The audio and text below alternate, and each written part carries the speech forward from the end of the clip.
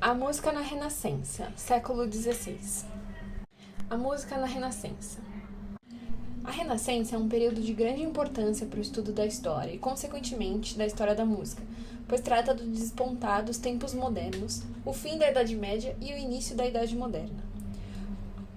Costuma-se demarcar a transição entre a Idade Média e a Renascença através da Guerra dos 100 Anos, de 1337 a 1453. Mas um novo clima já era sentido desde o final do século XIV, na Itália, com Dante, Petrarca e Boccaccio. Nessa época, as estruturas feudais já estavam decadentes e o crescimento de um pensamento livre e individualista favoreceu o desenvolvimento do espírito científico, contrário às superstições e às rotinas medievais. Dessa forma, os progressos técnicos propiciaram o aparecimento de novos bens de consumo e o comércio tornou-se uma forte matriz da ação política. Há uma grande diferença entre o pensamento medieval e renascentista, que tem como fortes características o grande interesse científico, o interesse e redescobrimento do sabor e cultura dos antigos gregos e romanos, as grandes descobertas e explorações além de terras europeias e os avanços nas ciências e astronomia. Para entender melhor a trajetória renascentista, os historiadores dividiram esse período em 3 grandes fases. Trecento, no século XIV, que se relaciona ao período de transição entre a Idade Média e a Renascença e está circunscrito à cidade de Florença, na Itália. Quattrocento, do século XV, que é o apogeu da Renascença, com o amadurecimento do humanismo e o início de sua propagação pela Europa, aos importantes avanços tecnológicos e artísticos e às grandes conquistas territoriais. E o Cinquecento, no século XVI, onde a Renascença se transforma, espalhando-se por toda a Europa. Roma sobrepuja Florença como centro cultural e tem início a Reforma Protestante. O maneirismo italiano se instaura e a Contra-Reforma Católica anuncia um novo período, o Barroco. A Renascença presenciou um dualismo de ideias para a concepção da música aos moldes do homem moderno. De um lado, os estudiosos da literatura antiga que pretendiam que a música moderna fosse repensada aos moldes do que poderia ser lido nas obras dos antigos poetas, filósofos e teóricos musicais. De outro, os críticos e músicos como Giuseppe Zarlino, que defendiam orgulhosamente os progressos já alcançados pela técnica contrapontística da época. Os defensores da música moderna, entretanto, não abominavam as ideias humanistas, mas não pretendiam retomar as tradições musicais greco-romanas, tais como elas se apresentavam e como queriam os humanistas, mas sim somente buscar nas teorias da antiguidade um estudo para aprofundar seus conhecimentos, e não mais como base para a aprendizagem profissional, como acontecia até então. Toda a movimentação ao redor da redescoberta dos tratados musicais da antiguidade fomentou uma maior criação musical e, consequentemente, uma maior procura por música para se tocar e cantar. A imprensa musical foi um acontecimento sem igual na história da música. Ao invés de um reduzido número de manuscritos cuidadosamente copiados à mão, mas sujeitos a equívocos e variantes, os músicos tinham à disposição uma grande produção de música nova, mais barata que os manuscritos equivalentes de uma precisão uniforme. Outro aspecto positivo foi que a existência de cópias impressas significava que muitas obras musicais se conservavam, podendo ser interpretadas e estudadas pelas gerações seguintes. Simultaneamente aos avanços tecnológicos e musicais, a partir do século XVI, a atividade musical europeia esteve intimamente ligada aos acontecimentos históricos, eclesiásticos e sociopolíticos desenvolvidos pela Reforma. É neste momento da história que a música se divide em música católica e música protestante. As formas instrumentais, os instrumentos e os conjuntos instrumentais. A emancipação da música instrumental data aproximadamente de mais ou menos no século XV e pode ser atribuída aos progressos da luteria e ao desenvolvimento da música de diletantes. A partir de 1501, a edição musical desempenhou um importante papel na propagação de novas composições destinadas apenas a instrumentos, em especial para alaúde, órgão, cravo e violas. No início, essas composições não eram escritas especificamente para os instrumentos, mas eram adaptações de peças vocais. Neste trabalho de adaptação da música vocal para a música instrumental, um estilo composicional se formou, pois os instrumentistas acabavam se aproveitando dos modelos vocais para a realização de transições quase literais, ou somente como base para realizar novas criações, onde o tema desaparecia momentaneamente sob ornamentações. Por meio dessas práticas, formas particulares aos instrumentos se definem com uma nitidez cada vez maior. São elas: a variação, talvez a forma musical mais antiga.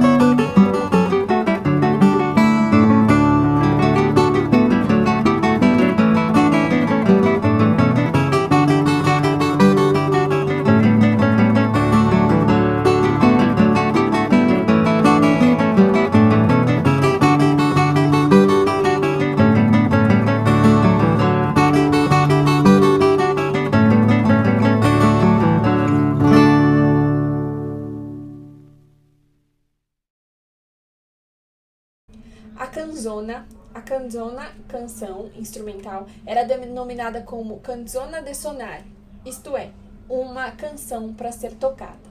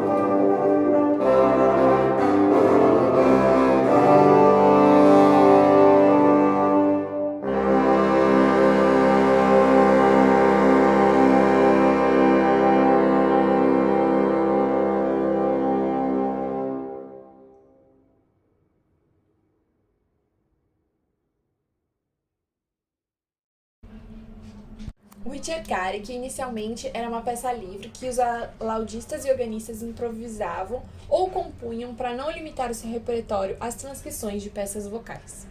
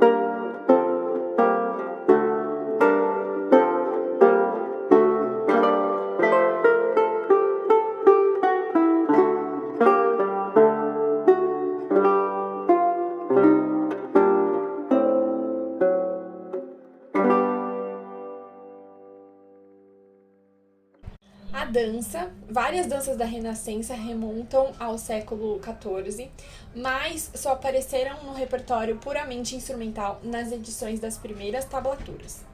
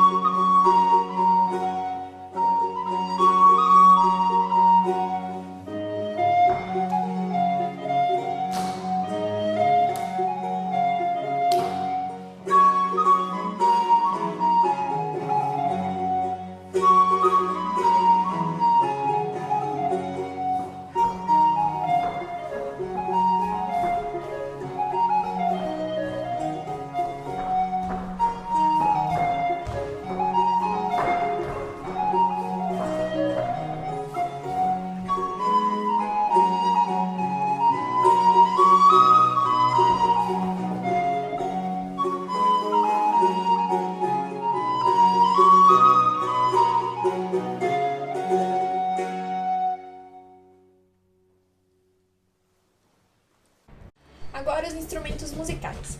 Até o início do século XVI, os instrumentos eram relegados a um papel secundário, acompanhando peças vocais ou executando peças de danças. Com o aprimoramento da luteria, os compositores passaram a se interessar mais pelos instrumentos e, consequentemente, pela música instrumental. Nós temos então o alaúde. Na Renascença, o alaúde foi instrumento dos amadores, que decifravam as tablaturas sem saber as suas notas, e também dos iniciados, que exploravam a refinada sonoridade e a execução polifônica ao instrumento.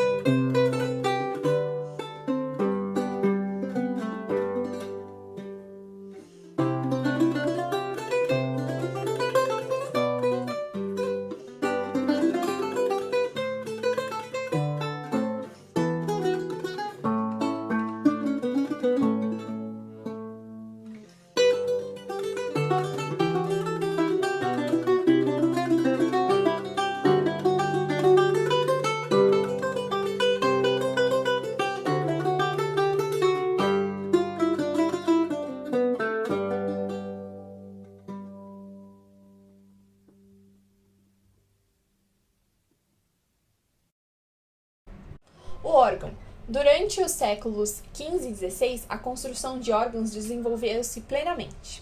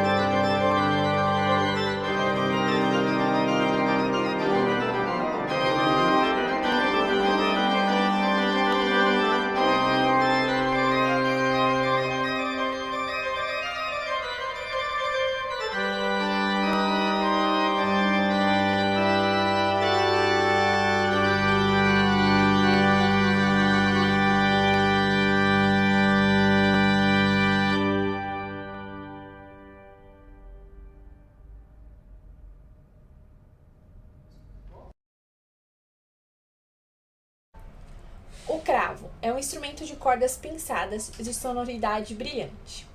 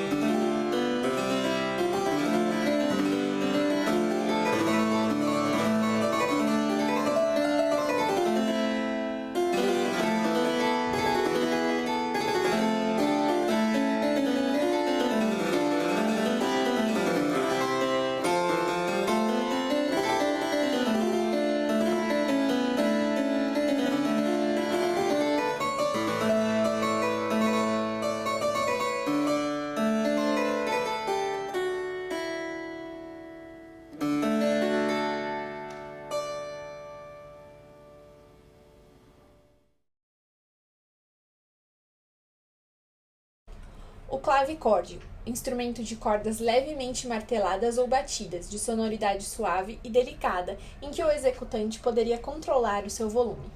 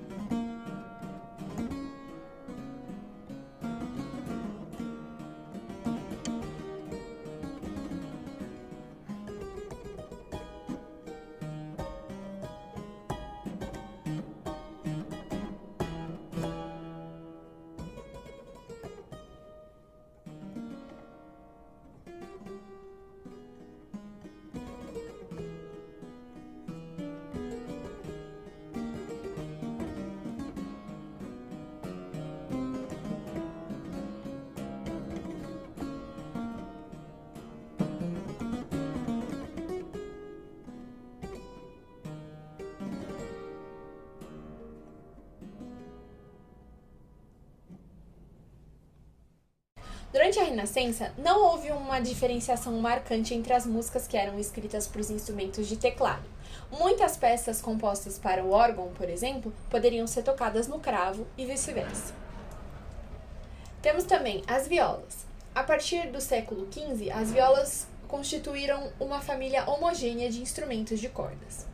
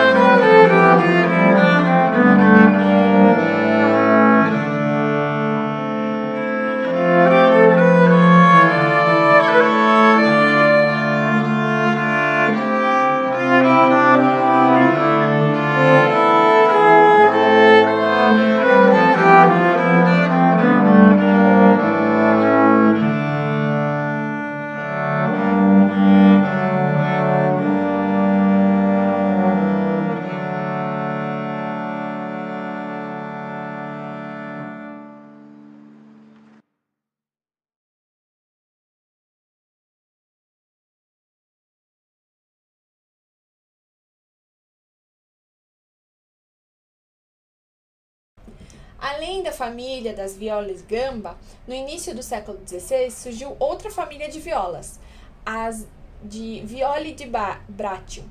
Esses instrumentos possuíam todas as características da família do violino.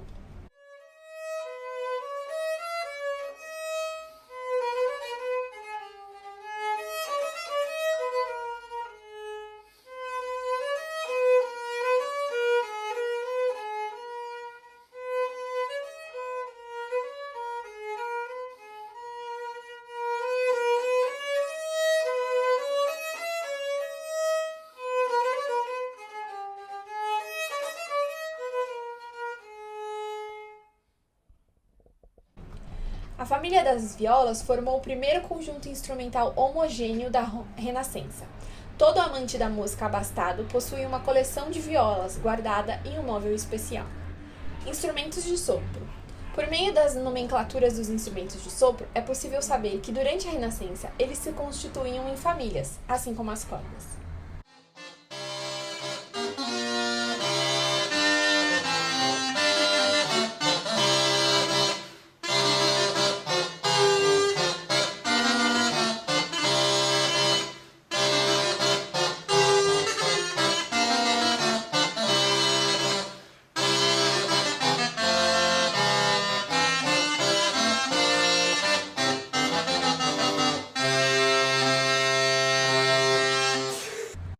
Temos também os conjuntos instrumentais.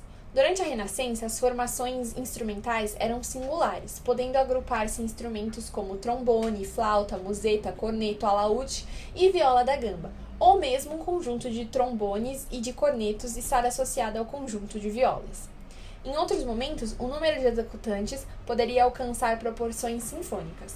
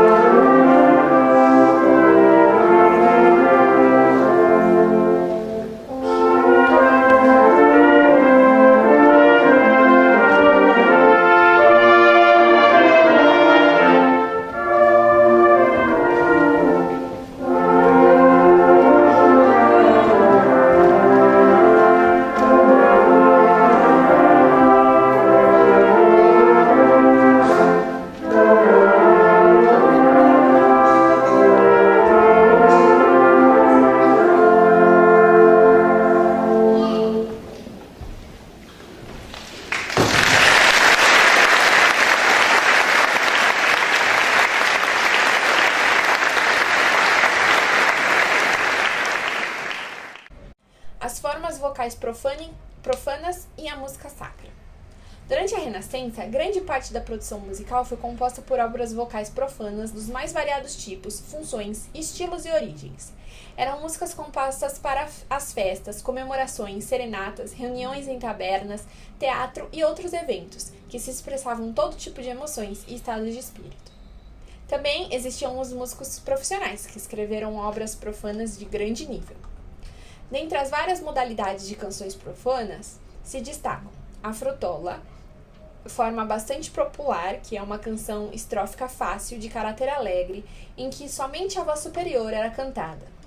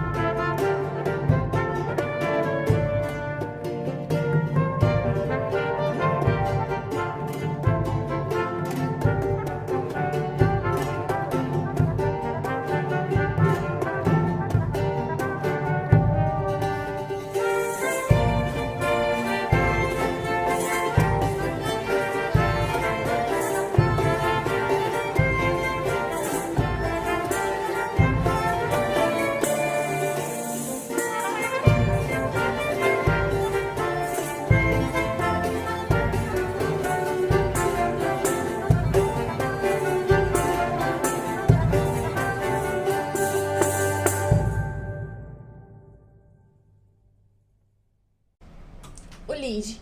Em meados do século XVI, a canção polifônica alemã tem a característica de um cantus firmus baseado na tradição popular e colocado no tenor. Der grimmig tot mit seinem Pfeil tut nach dem Leben zielen, seinen Bogen schießt ab mit Heil und lässt nicht mit sich spielen. Das Leben schwindt wie Rauch im Wind, kein Fleisch mag ihm entrinnen, kein Gut noch Schatz findet bei ihm Platz, du musst mit ihm von hinnen.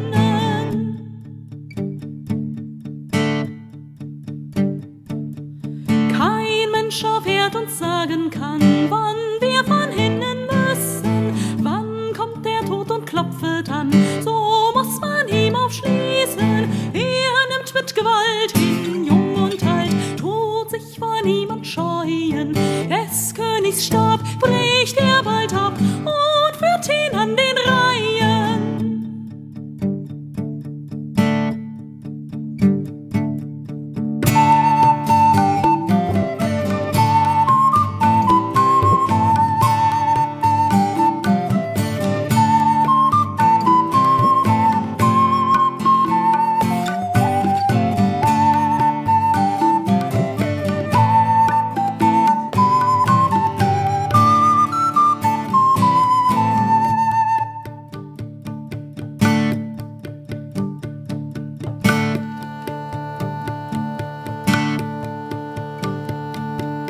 Vielleicht ist heute der letzte Tag, den du noch hast zu leben. O Mensch, veracht nicht, was ich sag, nach Tugend sollst du streben.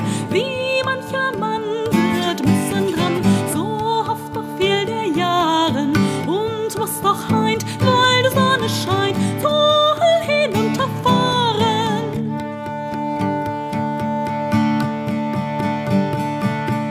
Der, die das Liedlein hat gemacht, von neuem hat gesungen, der hat gar auf den Tod betracht und letztlich mit ihm gerungen. Liegt jetzt im Hohn, es tut ihm wohl, tief in der Erd verborgen. Sieh auf dein Sach, du musst danach, es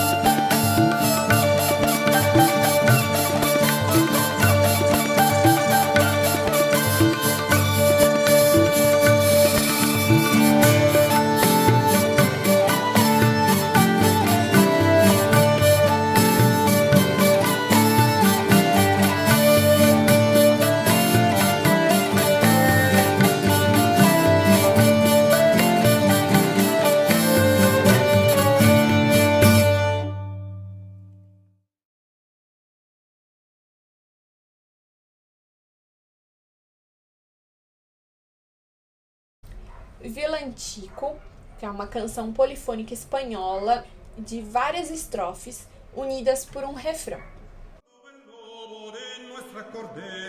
Rio, Rio, Chio, l'agua ribera, Dios guardó el lobo de nuestra cordera, Dios guardó el lobo de nuestra cordera.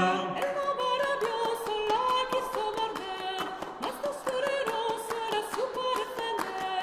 Quiso la hacer que de furia se pecar, pero original esta virgen no tuviera. Río, Río, Chio, l'agua ribera, Dios guardó el lobo de nuestra cordera, Dios guardó el lobo de nuestra cordera. Este que es nacido es el gran monarca, Cristo patriarca de carne vestido, a nos redimido conseja ser chiquito, aunque eran finito se hiciera. Río, Río, Chio, l'agua ribera, Dios guardó el lobo de nuestra cordera, Dios guardó el lobo de nuestra cordera. Muchas profecías lo han profetizado, ya en nuestros días lo hemos alcanzado. A Dios humano vemos en el suelo, y al hombre del cielo porque le quisiera. Río, Río, Chio, l'agua ribera, Dios guardó el lobo de nuestra cordera, Dios guardó el lobo de nuestra cordera. Con canciones que andaban cantando, por aquí volando, haciéndonos sones, diciendo en gascones, gloria suave en el cielo, y paz en el suelo, pues Jesús nació. Río, Río, Chio, l'agua ribera, Dios guardó el lobo de nuestra cordera, Dios guardó el lobo de nuestra cordera. Este viene a dar a los muertos vida y viene a reparar de todos la caída.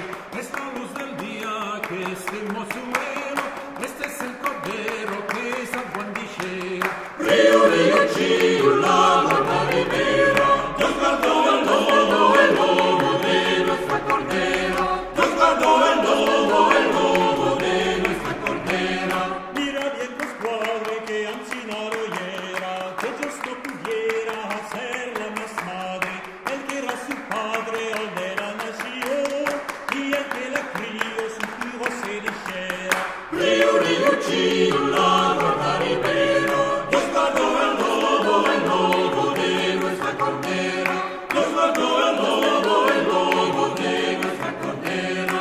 Pues que ya tenemos lo que deseamos, todos juntos vamos, presentes queremos, todos te daremos nuestra voluntad, pues así igualan con el nombre de Dios.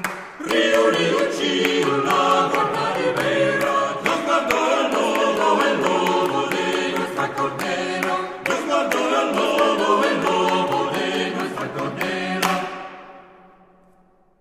A chanson, canção polifônica francesa de caráter leve, era rápida e bem ritmada, com melodia principal na voz aguda e às vezes com trechos em imitação.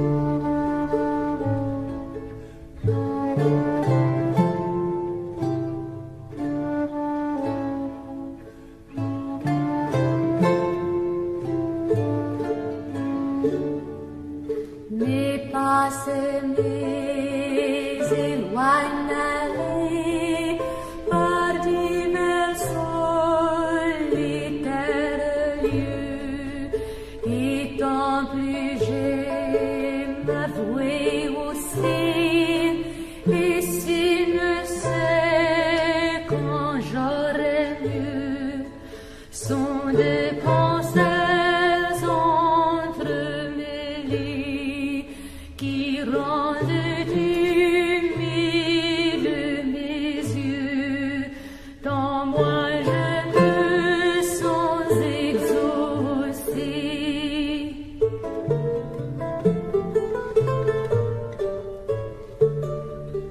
Je n'ai tenu mais pas si cher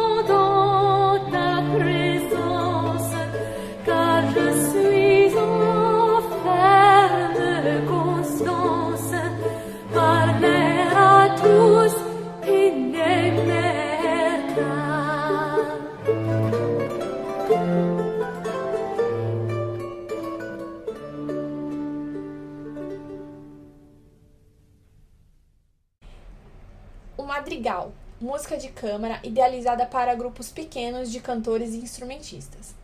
O madrigal italiano foi um dos gêneros de composição mais refinados do século XVI, de forte conteúdo expressivo. Each with his body rests upon the greeny grass. Each with his body rests upon the greeny grass.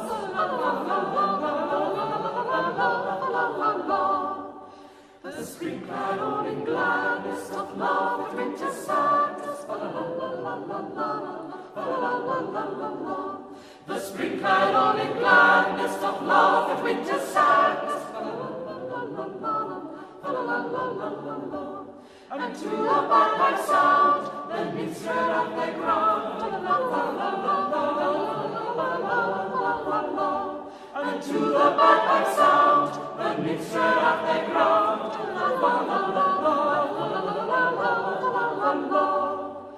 Why then, why sit we musing, you sweet delight refusing?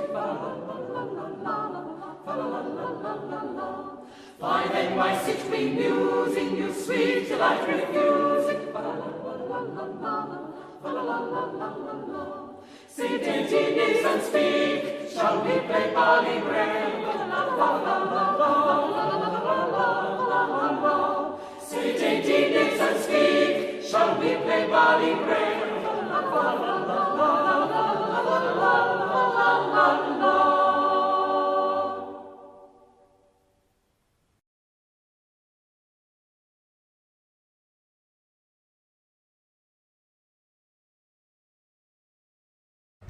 O início da ópera.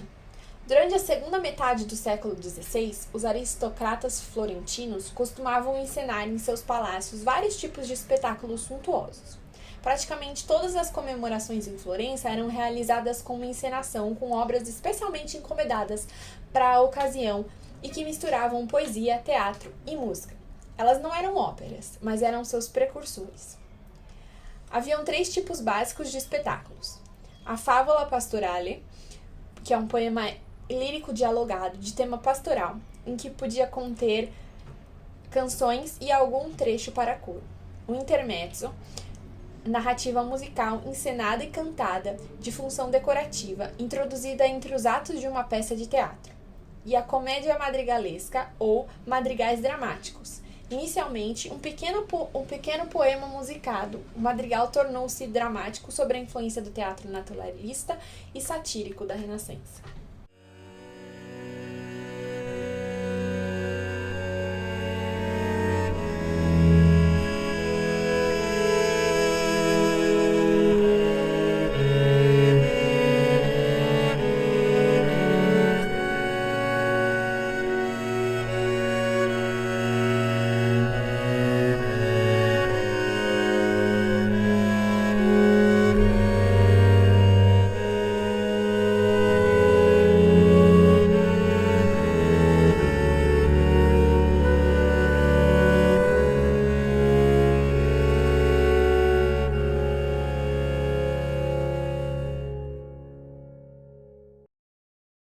Música sacra.